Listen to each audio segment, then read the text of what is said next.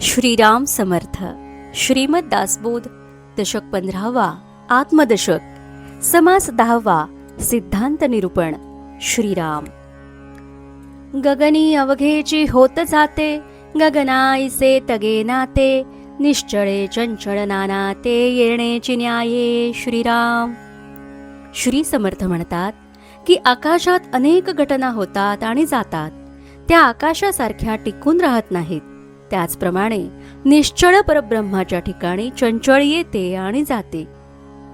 अंधार दाटला बळे, वाटे गगन झाले काळे, रवी किरणे ते पिवळे सवेची वाटे. श्रीराम.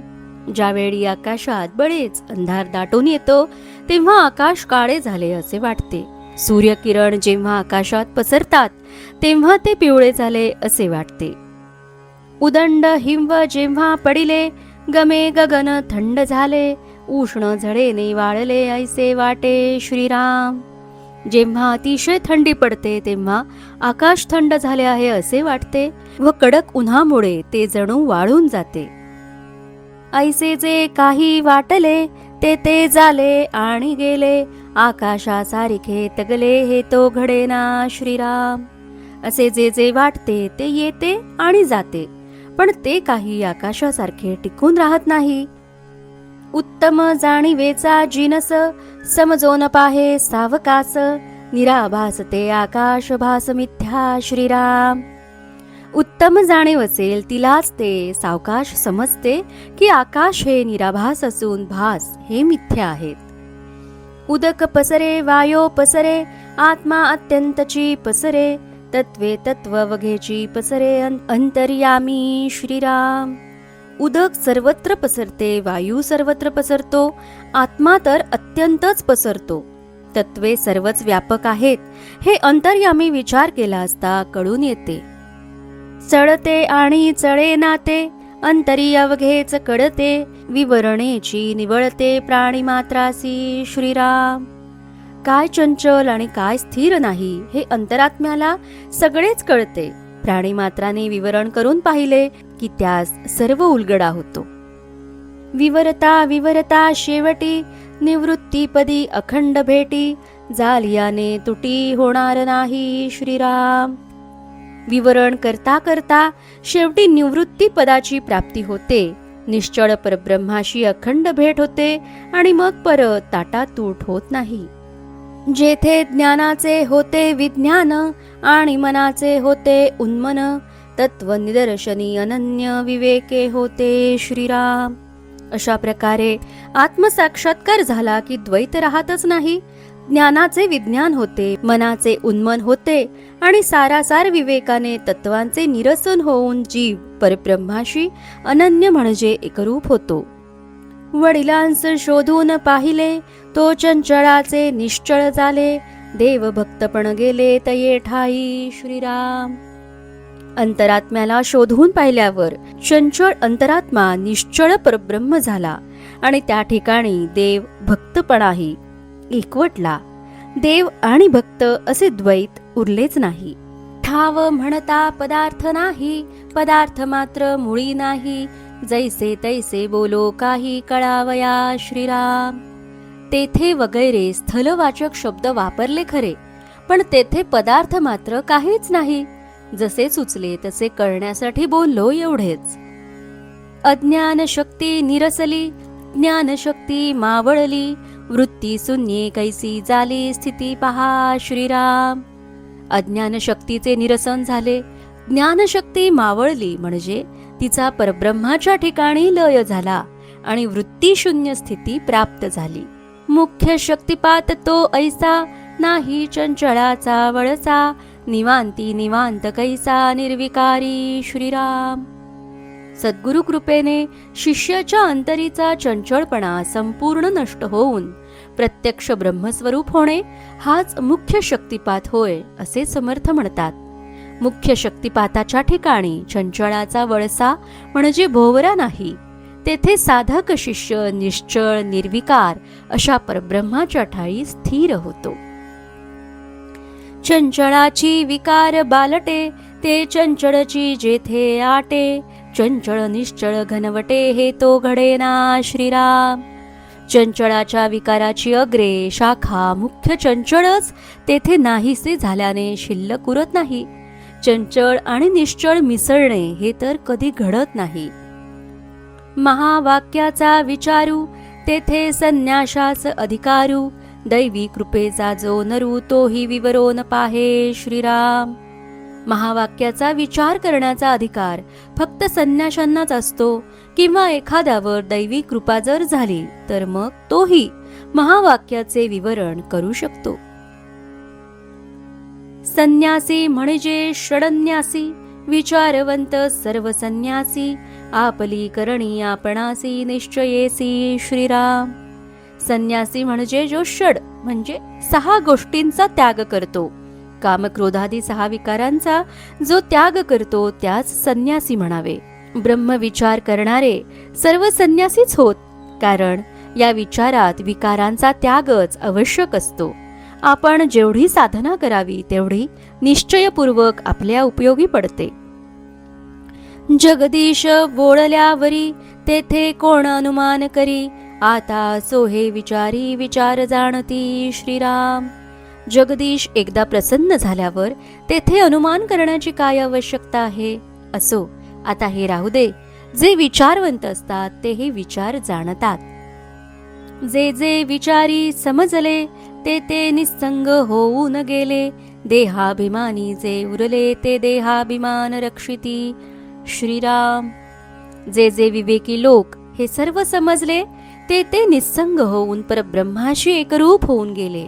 देहाभिमानी जे असतात ते देहाभिमानानेच रक्षण करीत बसतात. ते देहाभिमानाचेच रक्षण करीत बसतात. लक्षी बैसले अलक्ष उडोन गेला पूर्वपक्ष. हेतू रूपे अंतरसाक्ष तोही मावळला श्रीराम. ज्याच्या मनात ब्रह्म ठसले त्याच्या बाबतीत पूर्वपक्ष म्हणजे माया उडूनच जाते आणि अंतरात्मा जो हेतुरूप असतो तोही मावळतो. आकाश आणि पाताळ दोन्ही नामे अंतराळ. काढिता दृश्याचे चडळ खंड झाले श्रीराम. आकाश आणि पाताळ दोन्ही वास्तविक अंतराळच आहेत. त्यांच्यामध्ये दृश्याचा जो पडदा आहे तो काढला की ते अखंड होते. ते तो अखंडची आहे मन उपाधी लक्षून पाहे. उपाधी निरासे साहे शब्द कैसा श्रीराम. वास्तविक ते अखंडच आहे, पण मन उपाधीकडे पाहून त्यास खंडित मानते. उपाधी निराश झाल्यावर तेथे शब्दही सहन होत नाही. शब्द पर कल्पने पर मन बुद्धी अगोचर. विचारे पहावा विचार अंतर्यामी श्रीराम. शब्दातीत कल्पनातीत मन बुद्धी अगोचर जो परमात्मा याच्या संबंधी अंतर्यामी सारासार विवेकाने विचार करून पहावा. पाहता पाहता कळो येते, कळले ती तुके व्यर्थ जाते. अवघड कैसे बोलावे ते कोण्या प्रकारे श्रीराम. पाहता पाहता कळू लागले, पण कळले अशी जाणीवही राहता कामा नये. ती राहिली तर मग कळूनही ते न कळल्यासारखेच व्यर्थ होते. हा विषयच असा अवघड आहे की कशा प्रकारे बोलून तो समजावून द्यावा हेच कळत नाही. वाक्यार्थ वाचांश शोधिला, अलक्षी लक्षांश बुडाला. पुढे समजून बोला कोणीतरी श्रीराम. वाक्यार्थ वाचांश यांचा शोध घेऊन त्यातील लक्षांशाचे मनन निदिध्यासन करावे लागते. ते करता करता अलक्षी म्हणजे परब्रह्मी लक्षांश लय पावतो. मग हे सर्व समजले तरी बोलताच येत नाही. शाश्वतास शोधित गेला, तेणे ज्ञानी साच झाला. विकार सांडून मिळाला निर्विकारी श्रीराम. शाश्वताचा शोध घेता घेता शोध घेणाराच ज्ञानी सत्य स्वरूप होतो. विकारांचा त्याग होऊन तो निर्विकारी ऐक्य पावतो. दुस्वप्न उदंड देखिले, जागे होता लटिके झाले. पुन्हा जरी ते आठविले तरी ते मिथ्या श्रीराम. एखाद्याला दुस्वप्न पडते, पण तो जागा झाला की ते मिथ्या ठरते. समजा जरी त्याला ते परत आठवले तरी ते मिथ्या होते. हे ज्ञान त्याचे कायम राहते, त्यामुळे तो दुःखी होत नाही. प्रारब्ध योगे देह असे असे अथवा नासे, विचारांतरी बैसे चळे नायसा श्रीराम. प्रारब्ध योग असतो त्याप्रमाणे देह राहतो अथवा नष्ट होतो, पण ब्रह्मविचार जो अंतरात दृढ झालेला असतो तो चळत नाही. बीज अग्नीने भाजले त्याचे वाढणे खुंटले, ज्ञात्यास तैसे झाले वासना बीज श्रीराम. बीज असते ते अग्नीने भाजले की त्याचे वाढणे खुंटते, त्याला परत अंकुर येऊ शकत नाही. ज्ञात्याच्या बाबतीतही तसेच घडते. त्याचे वासना बीज ज्ञानाग्नीने भाजले गेल्याने त्यास परत अंकुर फुटत नाही, त्याच्या मनात परत वासना निर्माण होत नाही आणि त्यामुळे त्याला परत जन्म घ्यावा लागत नाही. विचारे निश्चळ झाली बुद्धी, बुद्धीपासी कार्यसिद्धी, पाहता वडिलांची बुद्धी निश्चळी गेली श्रीराम. विवेकाने ज्ञात्याची बुद्धी आत्मस्वरूपी स्थिर झालेली असते. त्या स्थिर बुद्धीमुळेच कार्यसिद्धी होत असते. पूर्वी झालेले साधू संत यांची बुद्धीही निश्चळ परब्रह्मात समरसून गेली होती. निश्चळास ध्यातो तो निश्चळ, चंचळास ध्यातो तो चंचळ, भूतास ध्यातो तो केवळ भूत होये श्रीराम. जो निश्चळाचे ध्यान करतो तो निश्चळ होतो, जो चंचळाचे ध्यान करतो तो चंचळ होतो, जो केवळ भूतास ध्यातो तो भूतच होतो. जो पावला सेवटवरी तयास हे काहीच न करी, अंतरनिष्ठा बाजी गरी तैसी माया श्रीराम. जो परब्रह्मापर्यंत पोहोचतो त्याला हे काहीच करीत नाही. जे अंतरनिष्ठ असतात त्यांना माया म्हणजे गारुडी विद्येप्रमाणे मिथ्या भासते. मिथ्या ऐसे कळो आले, विचाराने सदृढ झाले, अवघे भयेची उडाले अकस्मात श्रीराम. माया मिथ्या असे कळून येते आणि निरंतर विचाराने ते अंतरात सुदृढ होते. त्यायोगे अकस्मात सर्व प्रकारचे भयच नाहीसे होते. उपासनेचे उत्तीर्ण व्हावे, भक्तजने वाढवावे, अंतरी विवेके उमजावे सकळ काही श्रीराम.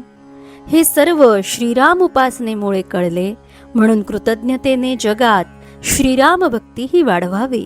हे कार्य करीत असताही अंतरी विवेकयुक्त राहून यशापयशाने आपली भूमिका चढू देऊ नये असे श्री समर्थ सांगतात. इति श्री दासबोधे गुरुशिष्य संवादे सिद्धांत निरूपण नाम समास 10वा समाप्त.